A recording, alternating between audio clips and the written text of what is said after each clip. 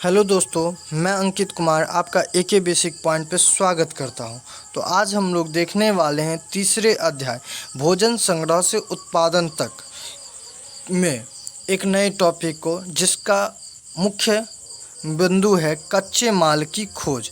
यानी कि इस अध्याय के जो हम लोग मुख्य विषय वस्तु है जिस पे आज हम लोग चर्चा करने वाले हैं वो है कच्चे माल की खोज। दोस्तों, कच्चे माल की खोज जो हमारा विषय वस्तु है उस पर चर्चा करने से पहले हम लोग ये जान लें कि आखिर कच्चा माल कहते किसे हैं। तो कच्चा माल कहते किसे हैं? तो कच्चा माल उन पदार्थों को कहते हैं जो कि प्राकृतिक रूप से मिलते हैं या फिर किसान या पशुपालक उनका उत्पादन करते हैं, जैसे लकड़ी या धातुओं के अयस्क प्राकृतिक रूप से उपलब्ध कच्चे माल हैं। आपको एक मिसाल के तौर पे मतलब एक एग्जांपल देते हैं दोस्तों। जैसे सोच लीजिए, आज मिट्टी है, मिट्टी को तो आपने नहीं उगाया है या मिट्टी को किसी दूसरे ने भी नहीं उगाया है। ये हमारे पृथ्वी पर कई करोड़ों वर्षों से है, यानी कि ये प्राकृतिक रूप से हमें मिलता है। अब सोचिए, ये एक कच्चा माल है। अब हमने इसे क्यों कच्चा माल कहा, तो मैं आपको समझाने की कोशिश करता हूँ। मिट्टी है, मिट्टी से आप ईंटा बनाते हैं। ईंटा किससे बनता है? मिट्टी से बनाता है। अब ईंटा का उपयोग आप किस में करते हैं? घर बनाने में करते हैं। जब घर बनता है तो आप उसमें रहते हैं। अब एक क्रम वाइज देखिए, ईंटा के लिए कच्चा माल क्या हुआ? मिट्टी हो गया। घर के लिए कच्चा माल क्या हो गया? तो ईंटा हो गया। तो देखिए दोस्तों, ये जो हमारा मुख्य स्रोत था मिट्टी, वो तो हमारे प्राकृतिक रूप से उपलब्ध हुआ, तो इन्हीं को कच्चा माल कहते हैं। चलिए अब हम देखते हैं और क्या इनसे फिर कई तरह की चीज़ें बनाई जा सकती है। जैसे मैंने आपको एग्जांपल में अभी खुद बताया दोस्तों कि मिट्टी हमारा कच्चा माल है, उससे हम बर्तन भी बना सकते हैं, ईंटा भी बना सकते हैं। उसके बाद दोस्तों हम मिट्टी का घर भी बना सकते हैं। तो बहुत सारा चीज़ बनाया जा सकता है कच्चे मालों का। मिसाल के तौर पर किसान के द्वारा पैदा किए गए कपास के कच्चा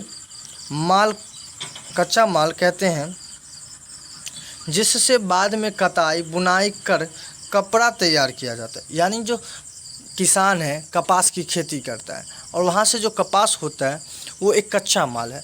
कच्चा माल हुआ तो उसका उपयोग क्या होता है? तो उसका इंडस्ट्रियल एरिया में यूज़ होता है, वहाँ से कपड़ा बनता है, जिस कपड़ा को हम लोग पहनते हैं दोस्तों ठंडों के दिनों में।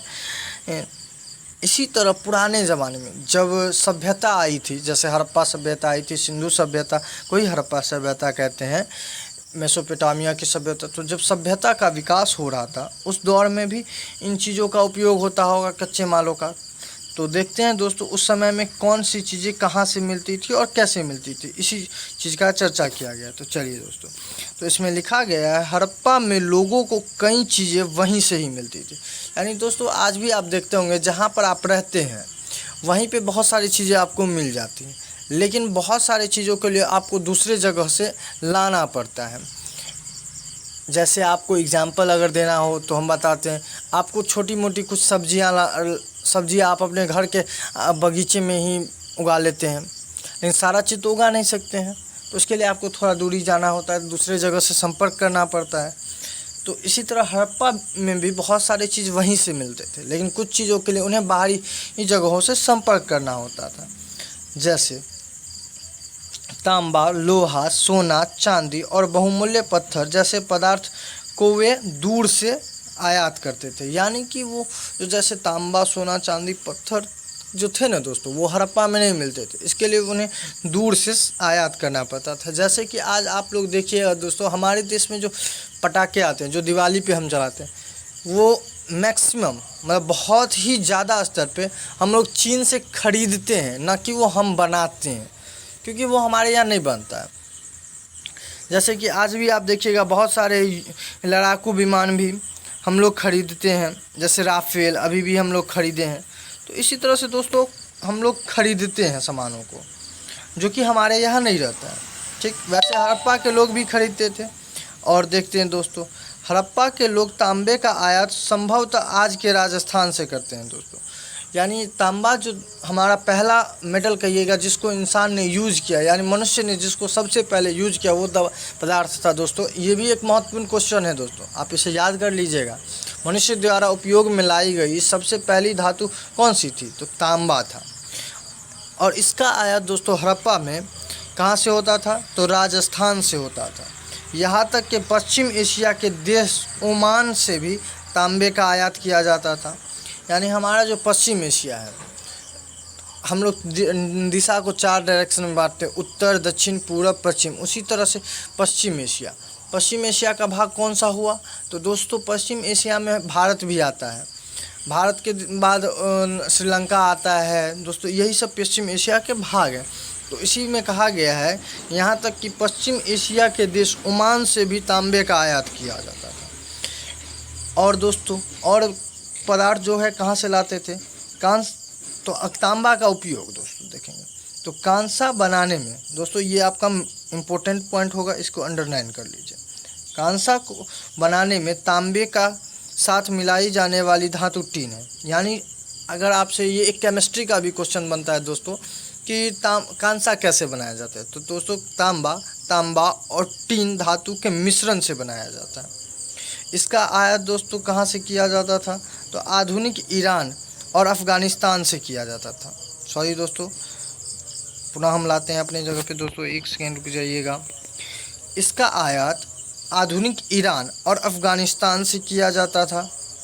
अब दोस्तों देखना है सोने का आयात, यानी हमारा जो सोना था, सोना का आयात कहाँ से किया जाता है, यानी सोना को हम लोग कहाँ से खरीदते थे।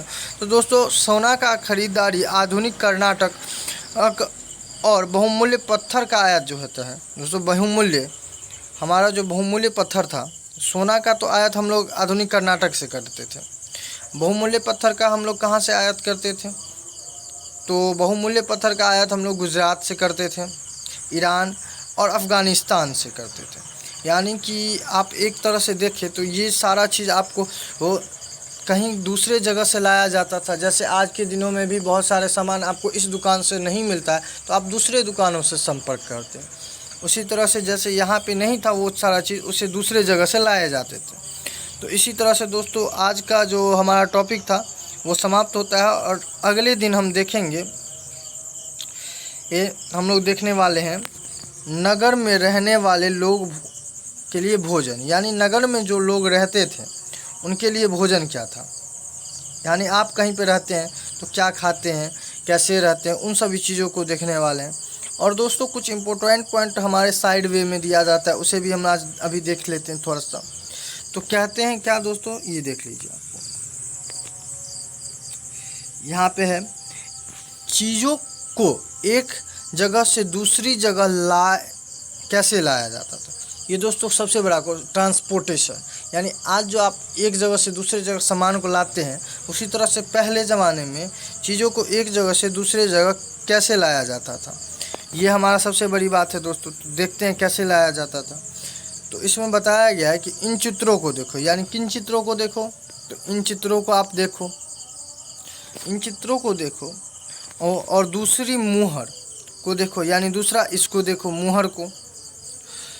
अब पूछ रहा है आपसे एक क्वेश्चन कि क्या तुम बता सकते हो कि हड़प्पा के लोग यातायात के लिए किन साधनों का प्रयोग करते थे। लेकिन ये आपसे अंदाज़ा लगाने के लिए बोल रहे हैं कि उस टाइम में तो कोई आपके जैसे एरोप्लेन नहीं था, साइकिल नहीं था, हवाई जहाज़ नहीं था, उसके बाद ट्रैक्टर नहीं था, ट्रक नहीं था। तो आप आयात के लिए या निर्यात के लिए किस यातायात का प्रयोग करते थे, आपको अंदाज़ा लगाने के लिए बोल रहा है। तो इसी तरह दोस्तों तो आपको इसमें बताया गया कि पिछले अध्याय में क्या तुमको पहिए वाले वाहनों की जानकारी दी गई। आपको मैंने दोस्तों अपने पिछले वीडियोस में मैंने बताया है कि मनुष्य ने किस प्रकार यातायात के लिए बैलगाड़ी का इस्तेमाल करने का स्टार्टिंग किया था। तो इसी तरह से दोस्तों मैंने आपको देख लीजिएगा, अगर आपने नहीं देखा है तो पिछले वीडियो को। बच्चों का खिलौने का हल, इसमें बताया गया बच्चों का खिलौना का हल। आज हल चलाने वाले ज़्यादातर किसान पुरुष होते हैं। मतलब आज के डेट में जितना भी खेती बाड़ी का होता है उसमें मैक्सिमम तो हल चलाने वाले किसान होते हैं। हमें ज्ञात नहीं है कि क्या हड़प्पा से भी यही प्रथा थी। मतलब अंदाज़ा, हम भी अंदाज़ा लगा रहे हैं, इतिहासकार भी अंदाज़ा लगाता है किसी चीज़ के बारे में देखकर, उसके सबूतों के ध्यान रखते हुए। तो वो बोलते हैं कि उस टाइम में महिला चलाती थी या पुरुष, इसके बारे में कोई पूर्ण जानकारी नहीं है। हो सकता है कि पुरुष ही चलाते हो सकता है दोनों चलाते हो, इसलिए इस पे कोई पुख्ता जानकारी नहीं है, तो इसलिए इस पे ज़्यादा चर्चा नहीं कर सकते हैं हम दोस्तों। तो अगले अध्याय में, अगले वीडियोज़ में हम देखने वाले हैं नगरों में रहने वाले लोगों के लिए भोजन। तो दोस्तों मैं अपने वाणी को यहीं समाप्त करता हूं। अगर हमारा वीडियो आपको पसंद आया हो तो इसे लाइक, शेयर एंड कमेंट करें। धन्यवाद।